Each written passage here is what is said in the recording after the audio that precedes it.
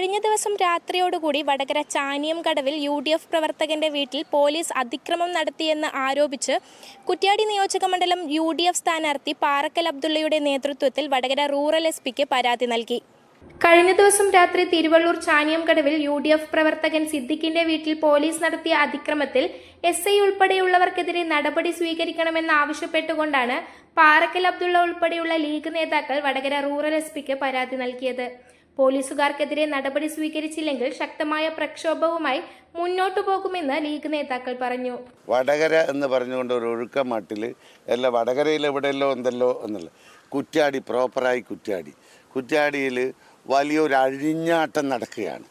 അത് CPM-ഉം പോലീസും ഒത്തുചേർന്ന് കൊണ്ടുള്ള വലിയൊരു കലാപത്തിനുള്ള ശ്രമം നടത്തുന്നു കുറ്റ്യാടിയിൽ. അതായപ്പോഴുള്ള സാഹചര്യം കഴിഞ്ഞ 7-ാം തീയതി തെരഞ്ഞെടുപ്പിൻ്റെ 2 ദിവസം മുമ്പ് ഞങ്ങളുടെ പ്രവർത്തകരെ ഫ്ലക്സ് ബോർഡ് നശിപ്പിക്കുകയും തലയടിച്ച് പൊട്ടിക്കുകയും അങ്ങനെ 308 ഇട്ട് കേസെടുക്കുകയും ചെയ്തു പോലീസ്.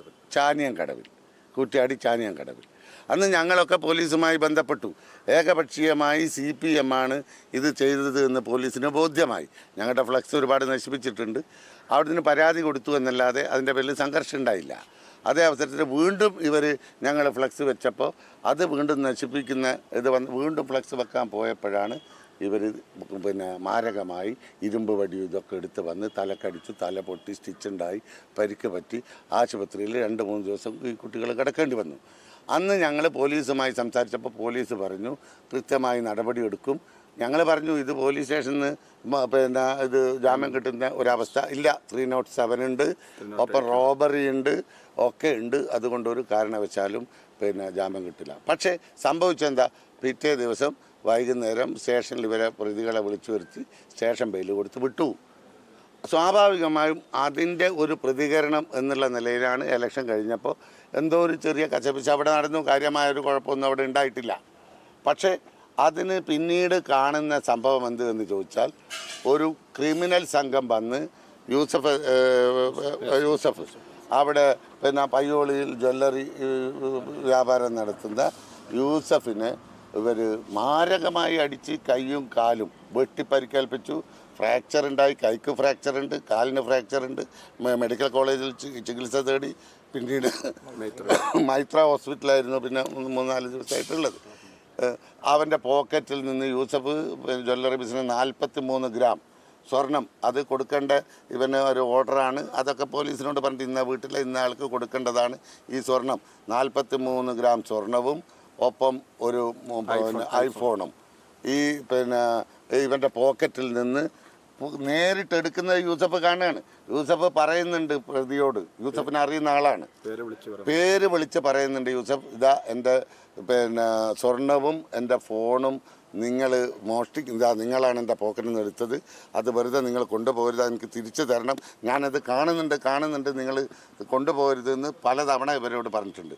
ഇതൊക്കെ പോലീസിനോട് പറഞ്ഞിട്ടുണ്ട്. എന്നിട്ട് പോലീസ് എന്താ ചെയ്യുന്നത്, പോലീസ് ഇവരെ ഇപ്പോൾ ഒരാളെ അറസ്റ്റ് ചെയ്തിട്ടുണ്ട് എന്നുള്ളതൊഴിച്ചാൽ അവിടെ ഭീകര അന്തരീക്ഷം സൃഷ്ടിക്കുകയാണ് പോലീസ്. ഒരു പ്രസവിച്ച് 4 ദിവസം മാത്രമായ ഒരു സ്ത്രീ, ഒരു 10-23 വയസ്സുള്ള ഒരു സ്ത്രീയാണ്.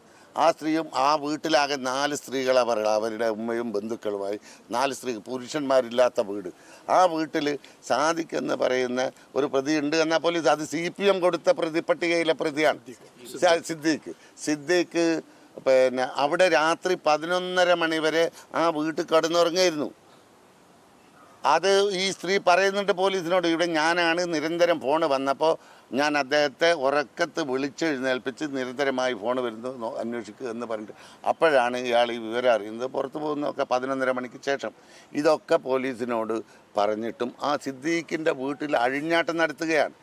അവിടെ കയറി 10-20ഓളം വരുന്ന ഒരു വലിയ സംഘം, പോലീസ് സംഘം അവിടെ വന്ന് കയറി 2 ദിവസമായി. മിനിയാന്ന് വന്നപ്പോൾ ഞാനിവിടെ പോലീസ് ഉദ്യോഗസ്ഥരെയൊക്കെ SP ഉൾപ്പെടെ വിളിച്ച് പറഞ്ഞു, സ്ത്രീകൾ മാത്രമുള്ള വീടാണ്, 4 ദിവസമായിട്ടേ ഉള്ളൂ, പ്രസവിച്ചിട്ട് ചെറിയ കുട്ടിയുണ്ട്, അവിടെ ഭീകരാന്തരീക്ഷം സൃഷ്ടിക്കുന്നത് നിങ്ങൾ ഒരു കാരണവശാലും അനുവദിക്കാൻ പറ്റില്ല, അതുകൊണ്ട് ശ്രദ്ധിക്കാമെന്ന് പറഞ്ഞു.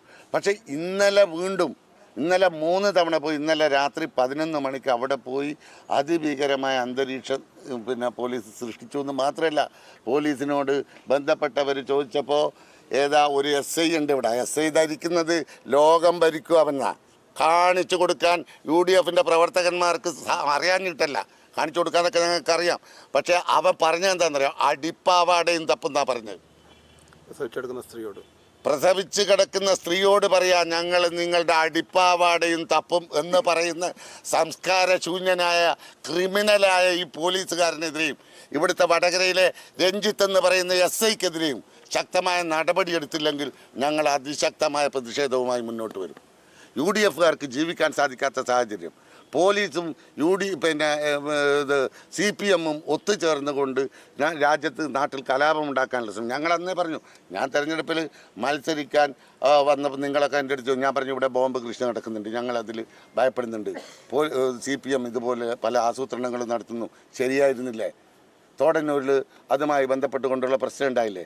അതിനുശേഷം ഞങ്ങൾ പീസ് വാക്ക് നടത്തിയപ്പോൾ ഇവിടെ എന്താ പറഞ്ഞത്, കുറ്റ്യാടി LDFൻ്റെ സ്ഥാനാർത്ഥി പീസ് വാക്കിനൊരു പ്രസക്തിയുമില്ല, പ്രാധാന്യമില്ല, ആവശ്യമില്ല എന്നാണ് പറഞ്ഞത്. ഇപ്പോൾ അതിനുശേഷം നടുപ്പോയിൽ എന്തൊക്കെ നടന്നു, ബൂത്ത് കയ്യേറുന്ന സംഭവം വരെ ഉണ്ടായി. ഈ ഇപ്പോഴും MLA ആണല്ലോ, 4-ാം തീയതി വരെ MLA. അദ്ദേഹത്തിൻ്റെ പ്രതികരണം എന്താ? ഇപ്പോൾ മിനിയാന്ന് അടിച്ച് ഇങ്ങനെ കാല് പൊട്ടിക്കുകയും കൈ പൊട്ടിക്കുകയും വീട്ടിൽ കയറി പോലീസ് ഇത്രയും വലിയ ഭീകരമായ അതിക്രമം കാണിക്കുകയും ചെയ്യുമ്പോൾ എന്താണ് അഭിപ്രായമൊന്നുമില്ലേ? എന്താ MLA അല്ലേ? 4-ാം തീയതി വരെ അദ്ദേഹം ഇവിടുത്തെ MLA അല്ലേ? അദ്ദേഹം ഇതിന് മറുപടി പറയണ്ടേ?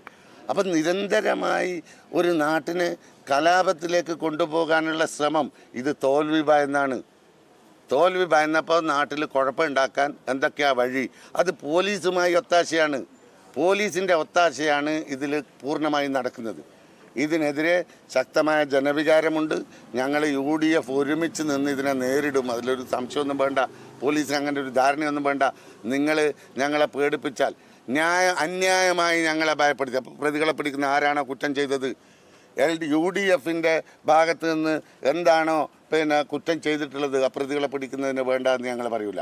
പക്ഷെ നിരപരാധികളുടെ വീട്ടിൽ കയറുക, CPM-ൻ്റെ ആഫീസിൽ നിന്ന് കൊടുക്കുന്ന പ്രതിപട്ടിക അനുസരിച്ച് ആളുകളെ കൈകാര്യം ചെയ്യാം എന്നാണ് ധരിക്കുന്നതെങ്കിൽ അത് ഞങ്ങൾ വിടില്ല, ഒരു സംശയവും വേണ്ട.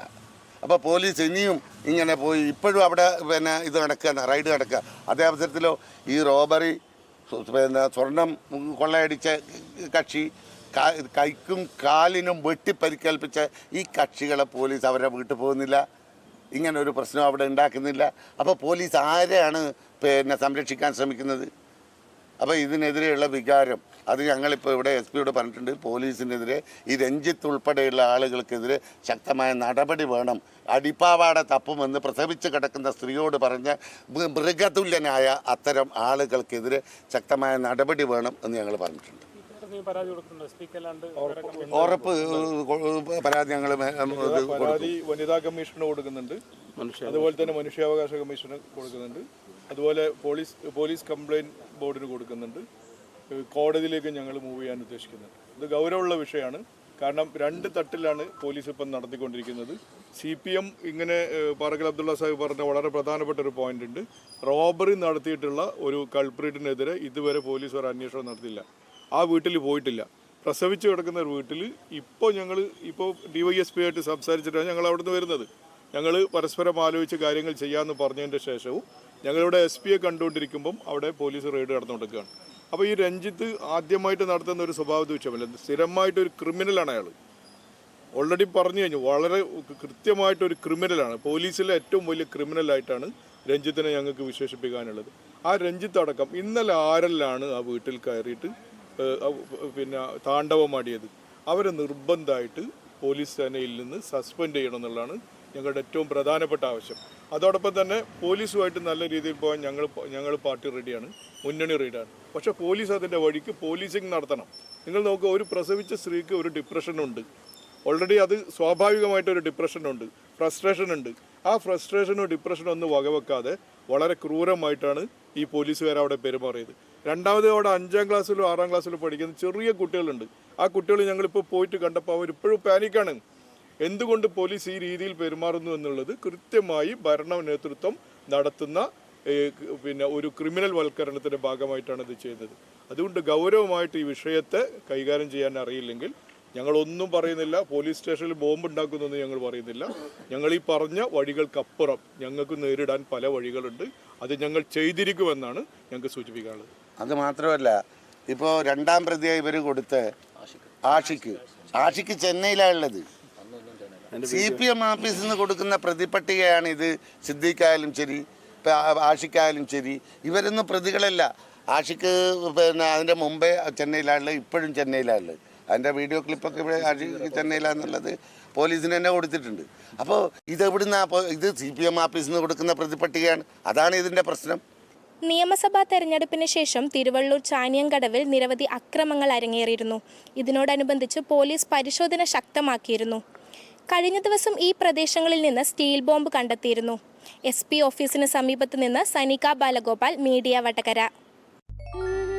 അല്ല, ഇന്ന് നല്ല സന്തോഷത്തിലാണല്ലോ. അതെ, സന്തോഷത്തിലാണ്. കാരണം ഞാനിപ്പോ പാചകം ചെയ്യുന്നതേ മയൂരം വെളിച്ചെണ്ണ ഉപയോഗിച്ചാണ്. പുതിയ മയൂരം കോക്കനട്ട് ഓയിൽ, കലർപ്പില്ലാത്ത ശുദ്ധമായ വെളിച്ചെണ്ണ. കർഷകരിൽ നിന്ന് നേരിട്ട് ശേഖരിക്കുന്ന നാളികേരം സൾഫറും പുകയും ഏൽക്കാതെ ഉണക്കിയെടുത്ത കൊപ്രയിൽ നിന്നും സംസ്കരിച്ചെടുക്കുന്ന 100% ശുദ്ധമായ വെളിച്ചെണ്ണ. ഇത്രയും നല്ല വെളിച്ചെണ്ണ ഇപ്പോൾ നിങ്ങൾക്ക് വിപണിയിൽ ലഭിക്കുകയില്ല. മയൂരം വെളിച്ചെണ്ണ, ഒരു ഏറെമല സർവീസ് സഹകരണ ബാങ്ക് സംരംഭം.